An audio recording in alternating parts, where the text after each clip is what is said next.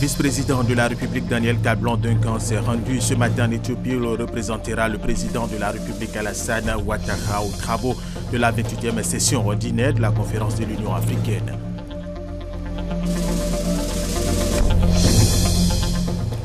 Le président de la Côte d'Ivoire, Alassane Ouattara, a procédé à des confirmations ou à de nouvelles nominations dans l'armée. Cela est intervenu à l'état-major des armées, à l'inspection des armées et à la gendarmerie nationale.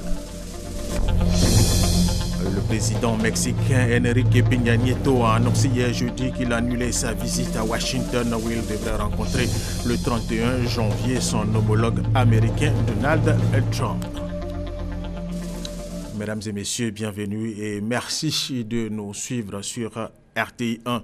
Commençons par cette information. Nous vous le disions dans nos titres. Le vice-président de la République, Daniel Kablan-Duncan, s'est rendu ce matin en Éthiopie où il représentera le président de la République, Alassane Ouattara, aux travaux de la 28e session ordinaire de la conférence de l'Union africaine. Cette conférence sera marquée entre autres par l'élection du président et du vice-président de la Commission de l'Union africaine. Par ailleurs, le vice-président de la République aura des entretiens bilatéraux avec des dirigeants de pays amis et des responsables d'institutions internationales ou panafricaines. Avant son départ aujourd'hui, hier jeudi, le vice-président ivoirien Daniel Kablan-Duncan a accordé une audience à une délégation de CFAO Côte d'Ivoire. Le groupe français entend renforcer son partenariat avec la Côte d'Ivoire. Le deuxième grand titre de cette édition, comme annoncé dans le communiqué qui a sanctionné le dernier Conseil des ministres de mercredi, le président de la République, Alassane Ouattara, a procédé à des confirmations ou à de nouvelles nominations dans l'armée et cela est intervenu à l'état-major des armées, à l'inspection des armées et à la gendarmerie nationale. Communiqué de la présidence de la République. Son Excellence, M. Alassane Ouattara, président de la République, chef suprême des armées, a procédé les 9, 13 et 25 janvier 2017 à plusieurs nominations. Ainsi, ont été nommés ou confirmés au titre des armées, état-major des armées, chef d'état-major général des armées, général de division Touré Sékou, chef d'état-major général adjoint des armées, général de brigade Doumbia Lassina, chef d'état-major de l'armée de terre, général de brigade Kwame Indri Julien Sébastien, sous-chef d'état-major de l'armée de terre, colonel Traoré Zanan Ahmed, chef d'état-major de l'armée de l'air, colonel-major Kofi Nyesan Alfred, sous-chef d'état-major de l'armée de l'air, colonel-major Bléwé Ewi Roger Cassian, chef d'état-major de la marine nationale, contre-amiral Djakarija Konaté, sous-chef d'état-major de la marine nationale, capitaine de vaisseau-major Nguessan Kwame Célestin. Armée de terre, première région militaire, Abidjan. Commandant, colonel-major Flan Yibagbe. Commandant en second, lieutenant-colonel Fofana Norosotier. Deuxième région militaire, Daloa. Commandant, colonel Dem Ali Justin. Commandant en second, lieutenant-colonel Fofier Kwaku Martin.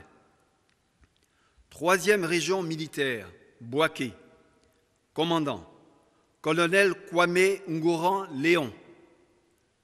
Commandant en second, colonel Doua Michel.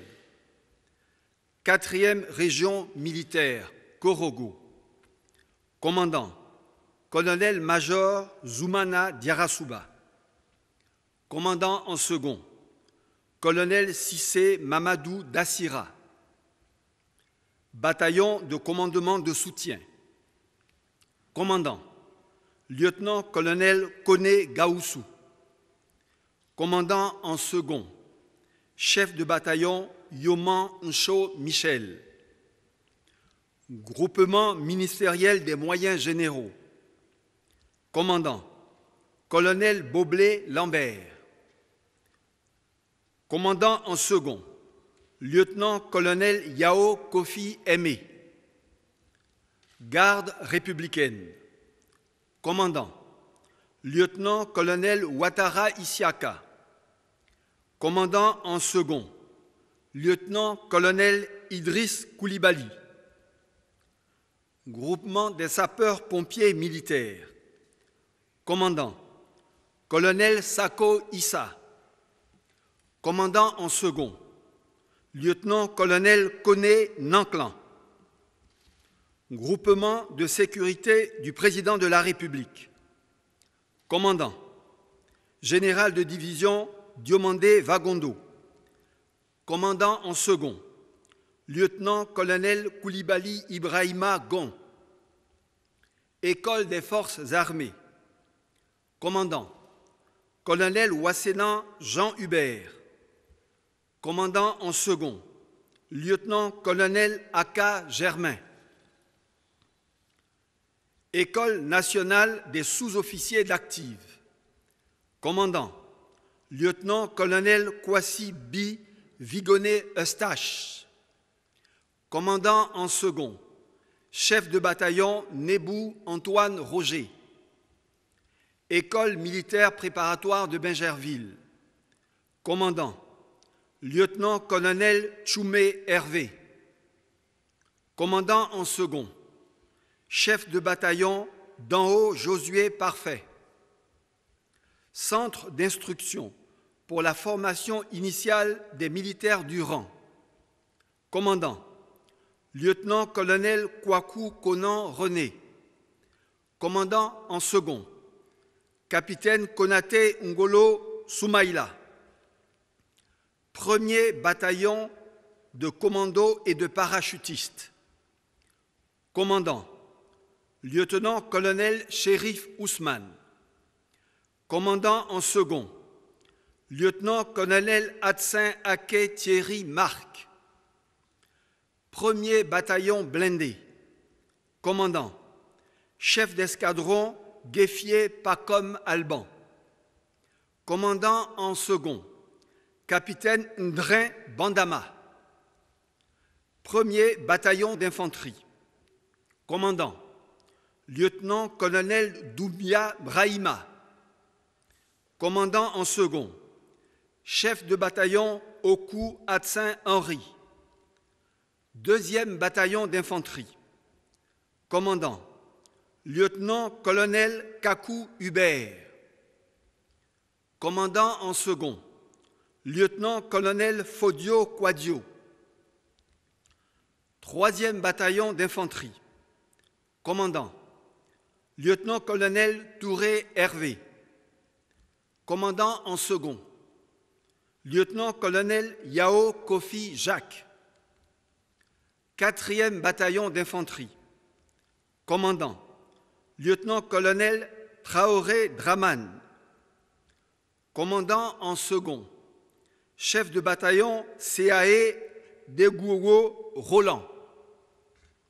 Bataillon d'artillerie sol-air. Commandant, lieutenant-colonel Bess Arthur. Commandant en second, chef d'escadron Epoku Yapi Nazer. Bataillon d'artillerie sol-sol. Commandant, chef d'escadron Oba Kofi Eric. Commandant en second, chef d'escadron Sadia Gba Yéréman. Bataillon de sécurisation de l'Est. Commandant, lieutenant-colonel Ouattara Morou. Commandant en second, chef de bataillon Guibro Nicolas. Bataillon de sécurisation de l'Ouest. Commandant, lieutenant-colonel Fofana Loseni. Commandant en second, chef de bataillon Amonchi Demonsten. Bataillon de sécurisation du Sud-Ouest. Commandant, lieutenant-colonel Draman Soro. Commandant en second, chef de bataillon Kamara Tiegbe. Bataillon de sécurisation du Nord-Ouest. Commandant, lieutenant-colonel Kwaku Kwame. Commandant en second, commandant Soa Valérie. Unité de commandement et de soutien. Commandant, lieutenant-colonel Kone Zakaria. Commandant en second, capitaine Ake Obrou Marius. Armée de l'air. Base aérienne d'Abidjan. Commandant, colonel Touré Fama. Commandant en second, colonel Odje Saga Étienne. Base aérienne de Bouaké. Commandant, colonel Kwao Ngeta Julien. Commandant en second, colonel Gambi Sako Boubacar. Fusilier commando de l'air. Commandant, commandant Bouadi Yao Grégoire. Commandant en second, capitaine Ben Ibrahima Ba. Marine nationale. Bâtiment émergence. Commandant, capitaine de corvette Dadier Vallès. Commandant en second, lieutenant de vaisseau Allo Cédric Mathieu. Bâtiment Le Bouclier. Commandant, lieutenant de vaisseau Gué Ghislain. Commandant en second, enseigne de vaisseau de première classe Kone Kaafoloji. Bâtiment, capitaine de frégate Sekongo. Commandant, lieutenant de vaisseau Koulibaly Kati Franck. Commandant en second, enseigne de vaisseau de première classe Kwaku Djeblon. Base navale Abidjan. Commandant, capitaine de frégate Essigan Aïko Gilles. Commandant en second, enseigne de vaisseau de première classe Kone Manga.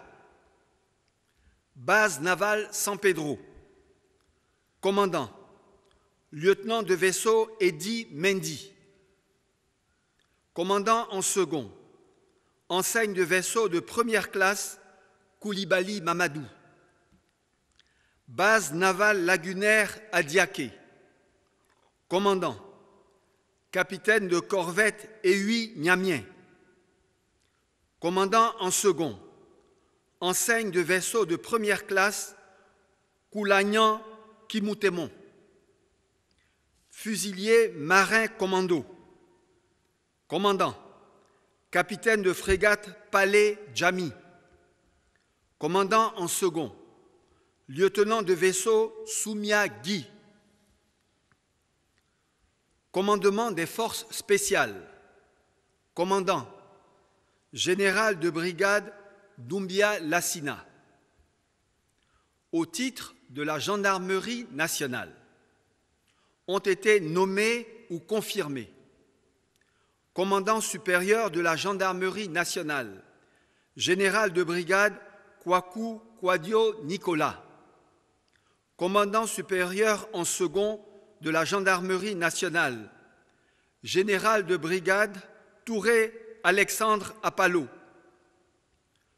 commandant de la gendarmerie territoriale, colonel-major Kwasi Conan René Stanislas, commandant de la gendarmerie mobile et des unités spécialisées, colonel-major Bakary Doumbia, commandant de la première légion de gendarmerie territoriale Abidjan, colonel Yeo Ousmane, commandant de la première légion de gendarmerie mobile Abidjan, colonel Mbaya Patrick Alexandre, commandant de la 2e légion de gendarmerie territoriale d'Aloa, lieutenant-colonel Boli Degui Florent, commandant de la 2e Légion de gendarmerie mobile d'Aloa, lieutenant-colonel Kwaku Edo,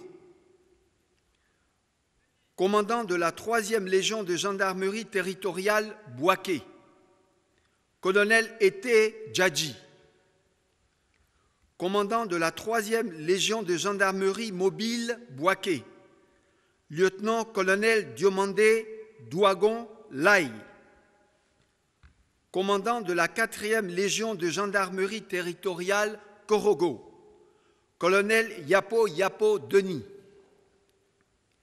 commandant de la 4e Légion de gendarmerie mobile Korogo, lieutenant-colonel Tangba Parfait, commandant de la 5e Légion de gendarmerie territoriale San Pedro, lieutenant-colonel Assandé Ferdinand, commandant de la 6e Légion de gendarmerie territoriale Yamoussoukro, lieutenant-colonel Aïdara Ibrahima, commandant de la 6e Légion de gendarmerie mobile Yamoussoukro, lieutenant-colonel Koné Sounan, école de gendarmerie d'Abidjan, colonel Bakayoko Lassana, école de gendarmerie Torogué, lieutenant-colonel Kwaku Kofi Serge, et groupement d'intervention et de sécurité, lieutenant-colonel Bassanté Ali Badara, fait à Abidjan le jeudi 26 janvier 2017. Autre information dans cette édition, une semaine après sa prestation de serment à Dakar, le président gambien de retour dans son pays, Adama Barrow, a été accueilli jeudi soir à 17h par des milliers de personnes à son arrivée sur le sol gambien. Adama Barrow promet défendre une Gambie plus libre, plus démocratique et plus juste. Le Premier ministre Amadou Gon Coulibaly a accordé hier jeudi une audience au gouverneur de la Banque centrale des États de l'Afrique de l'Ouest, Temoko Kone. Le gouverneur de la BCEAO, Temoko Kone, est venu féliciter le Premier ministre Amadou Gon Coulibaly pour la haute fonction de Premier ministre qui lui a été confiée par le président de la République, Alassane Ouattara. La 4e édition du Salon international sur la défense et la sécurité Shield Africa 2017 a ouvert le lundi dernier et s'est achevée hier jeudi. Pendant 4 jours, plus de 130 exposants de 69 pays et des décideurs africains se sont retrouvés pour proposer des solutions de sécurité et de défense pour la stabilité du continent africain. Abou Sanogo. Ouvert le lundi 23 janvier dernier, le 4e Salon international sur la défense et la sécurité Shield Africa 2017 a fermé ce jeudi 26 janvier à l'École nationale de police. 135 exposants venus de plusieurs pays d'Afrique, d'Amérique, d'Europe et d'Asie ont pris une part active à ce salon devenu le premier événement de défense et de sécurité sur le continent africain. Le salon a été un succès, un grand succès. Je voudrais déjà remercier le gouvernement ivoirien pour le soutien. La Côte d'Ivoire a vraiment été à la hauteur des ambitions de cette grande rencontre.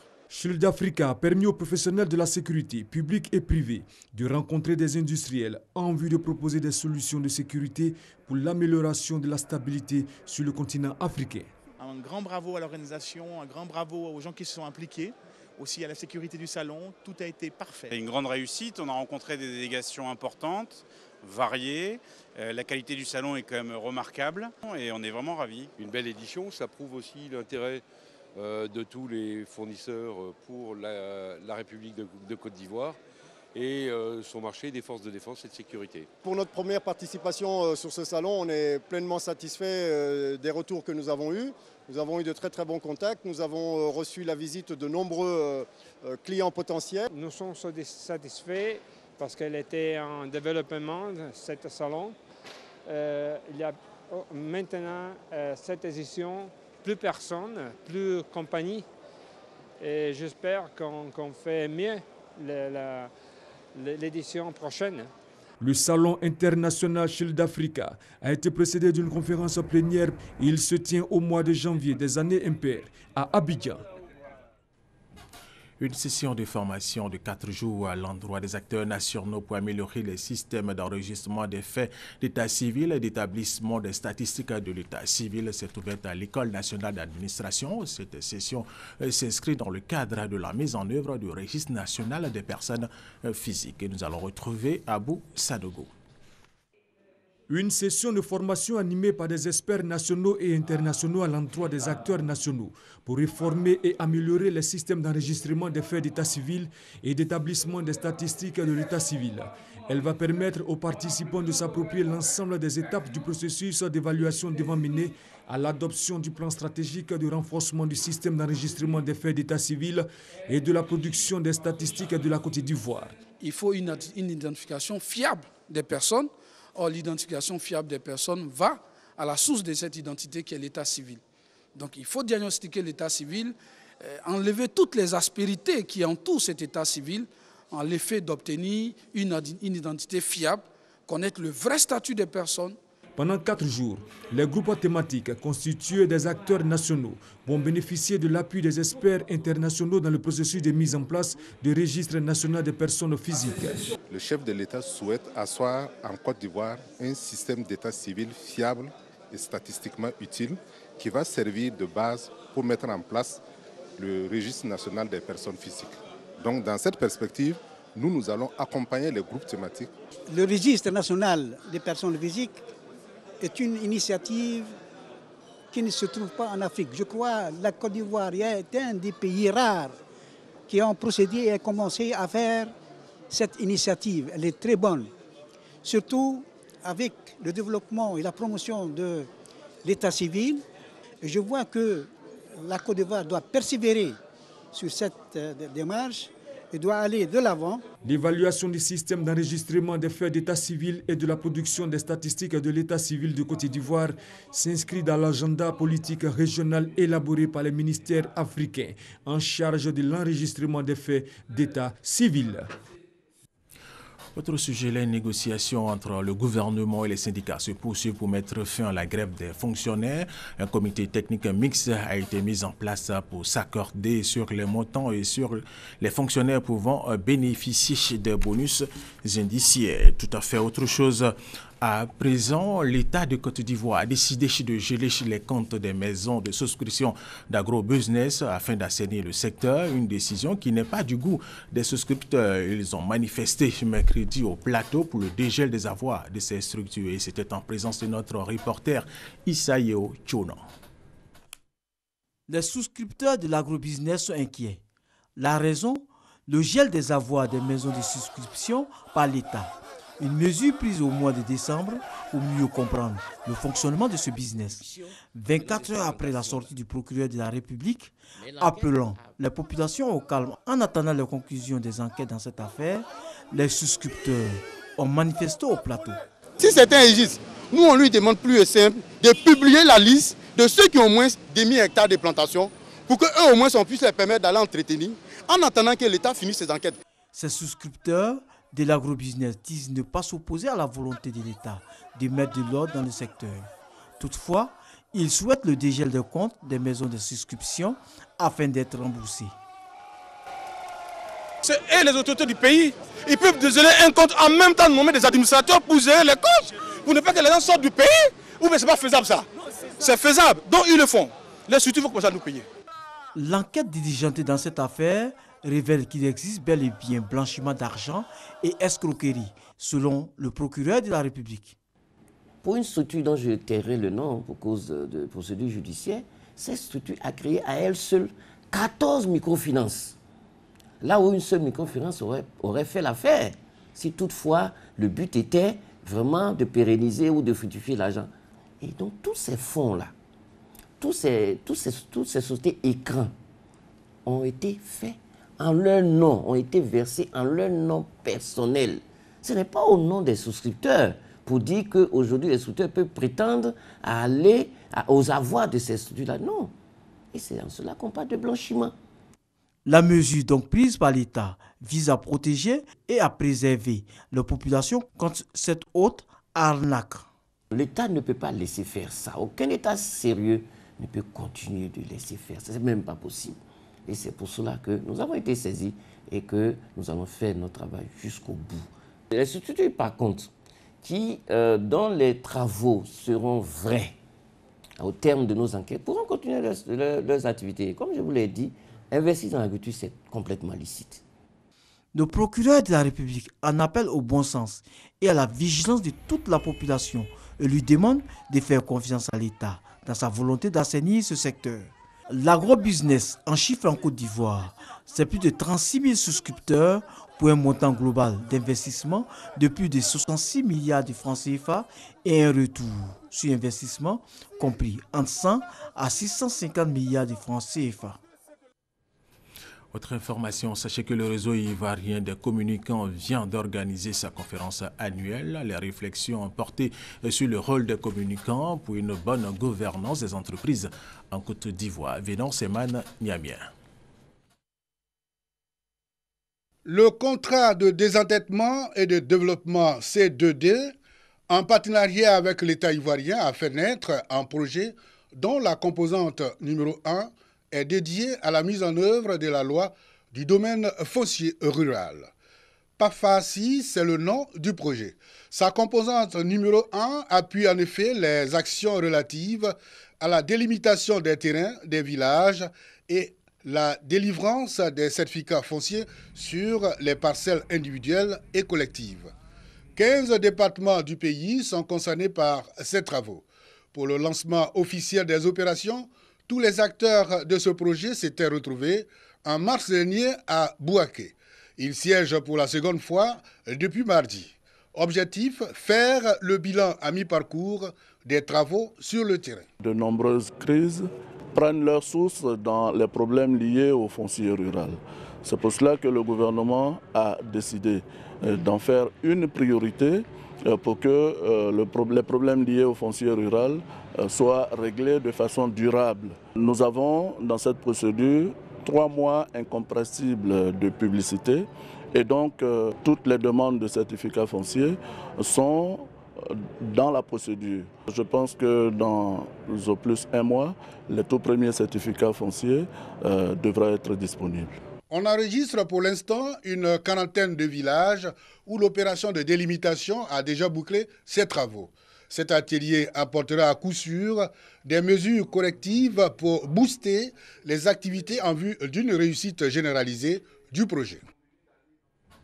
Et vous l'avez constaté, il s'est agi plutôt des acteurs de la chaîne de sécurisation du foncier rural qui ont siégé les mardis 24 et mercredi 25 janvier à Bouaké, cela pour la 2e fois. Autre titre de cette édition, le président mexicain Enrique Peña Nieto a annoncé hier jeudi qu'il annulait sa visite à Washington où il devait rencontrer le 31 janvier son homologue américain Donald Trump. Les relations se tendent un peu plus chaque jour entre les États-Unis et le Mexique au sujet de la construction des murs frontaliers entre les deux pays. Quelques jours après son investiture, le président américain Donald Trump signe plusieurs décrets. Parmi ces décrets, la construction des murs entre les États-Unis et le Mexique dans le but de limiter l'immigration clandestine mexicaine. Le Mexique pourrait également payer la facture de la construction de ce mur. Aussitôt, le président mexicain Enrique Peña Nieto et l'opposition s'indignent d'une telle tournure des relations mexico-américaines et dénoncent l'attitude du président américain. Hier jeudi, sur son compte Twitter, Enrique Peña Nieto annonce qu'il annulait sa rencontre avec son homologue américain prévue à Washington le 31 janvier. Pour le président mexicain Donald Trump, la rencontre sera inutile vu l'état actuel des relations entre les deux pays. Les mesures du président américain sont vécues comme une humiliation au Mexique. Le décret signé par Donald Trump souligne également la présence de 5000 policiers supplémentaires pour protéger les frontières, la création de centres de rétention pour accélérer les reconduites de clandestins. 12 millions de Mexicains vivent aux États-Unis, dont 5,7 millions sont sans papier. Une grave crise diplomatique entre les deux pays qui entretiennent des relations depuis toujours. Si les discussions États-Unis-Mexique qui se déroulent en ce moment échouent, les Mexicains peuvent quitter l'ANULA, cet accord de libre-échange en vigueur depuis 1994 et qui représente par an un commerce bilatéral d'environ 2 655 milliards de francs CFA. C'est un réussi d'Emmanuela Gabriel Zani. Fin de cette édition. Merci de l'avoir suivi.